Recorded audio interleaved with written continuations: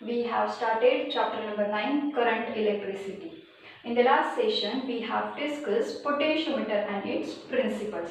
The first principle is potential gradient, that is potential difference per unit length of the wire. And the second principle is potential difference across any 2 points of the wire is directly proportional to length of the wire.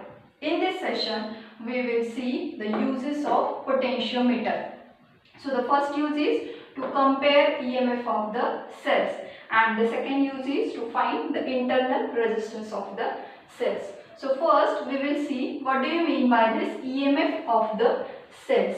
So potential difference across the two terminals of the cells. Okay, potential difference across the two terminals of the cells when no current is flowing in the circuit. Okay, the potential difference across the two terminals of the cells when no current is flowing in the circuit, then that term is known as the EMF of the cell. Okay, that term is known as the EMF of the cell.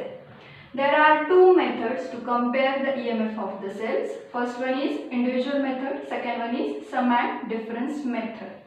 So this is the circuit diagram for the individual method. So this circuit consists of a battery of the EMF E, key and the rheostat are connected to the point A of this potentiometer wire. Okay, this potentiometer wire having the length about 3 to 4 meter, and this point A is at higher potential than point B. Okay, the battery of EMF E, key and rheostat are connected to the point A.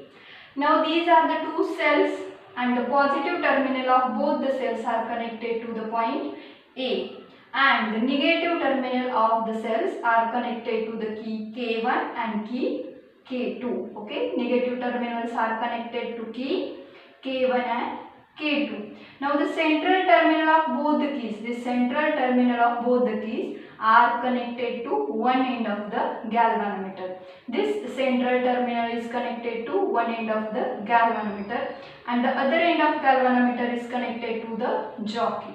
Okay, this other end of the galvanometer is connected to the jockey. This jockey is like a metal rod. Okay, this jockey is like a metal rod with the pointed end. This jockey is like a metal rod with this pointed end, and this jockey is used for the temporary contact with this potentiometer wire.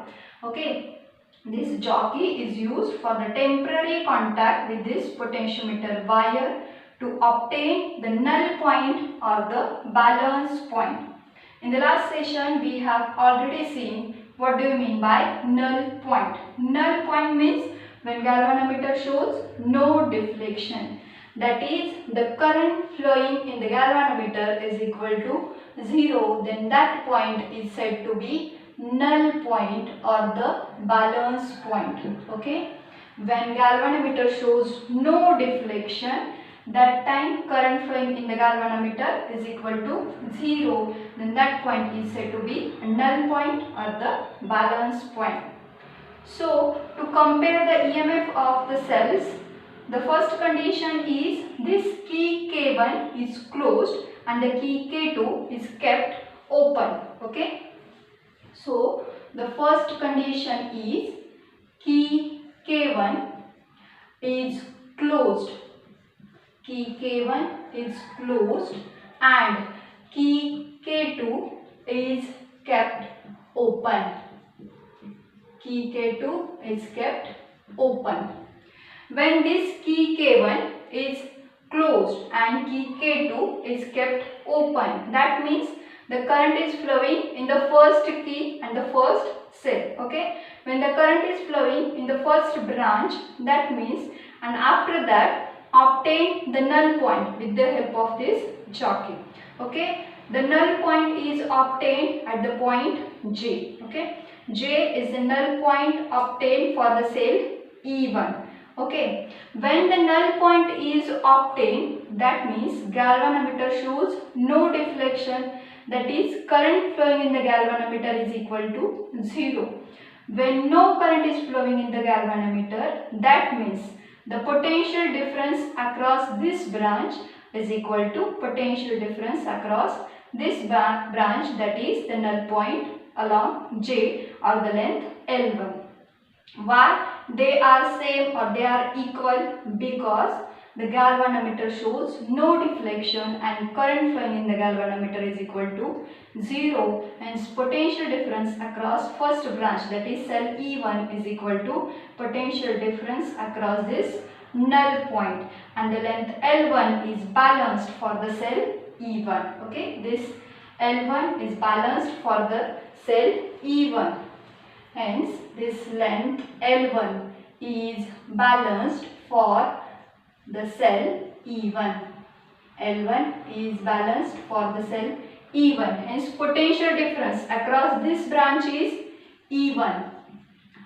And the potential difference along this null point is V by L into L1. The potential difference along the null point is V by L into L1. Why it is V by L? Because the potential difference of the potentiometer wire is V by L, which we have discussed in the last session. Okay, and this V by L is nothing but the potential gradient, and it is denoted by K. Hence we get the equation E1 is equal to K into L1. Okay, this V by L is nothing but the potential gradient. Hence we get the equation E1 is equal to K into L1, and this is your equation number 1. Now the second condition is this K2, key K2 is closed and this key K1 is kept open. Okay, second condition is key K2 is closed, key K2 is closed and key K1 is kept open. What is the second condition? The key K2 is closed and K1 is kept open. When this key is closed, that means current is flowing from the second branch or the second cell. After that, obtain the null point for the second cell. This null point is achieved at the point J dash. Okay, this null point is achieved at the point J dash. So the potential difference across this branch is equal to potential difference across the null point J dash, because the galvanometer shows no deflection and current flowing in the galvanometer is equal to 0. When no current is flowing in the galvanometer, hence the potential difference across this second cell is equal to potential difference across the null point J dash, and the length L2 is balanced for the cell E2. Okay, the length L2 is balanced for the cell E2. The length L2 is balanced for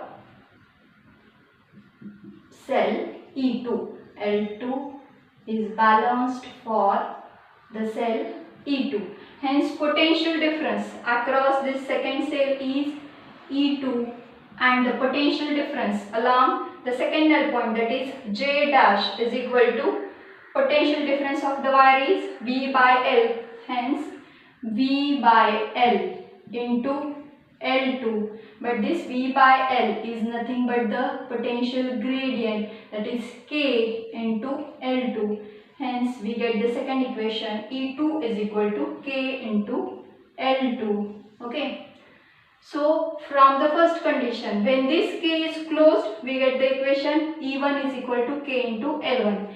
And when this key K2 is closed, we get the equation E2 is equal to K into L2.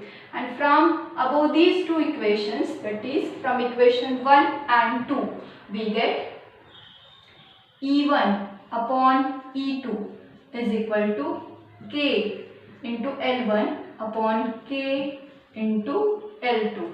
Okay, from these two equations, E1 is equal to K into L1 and E2 is equal to K into L2.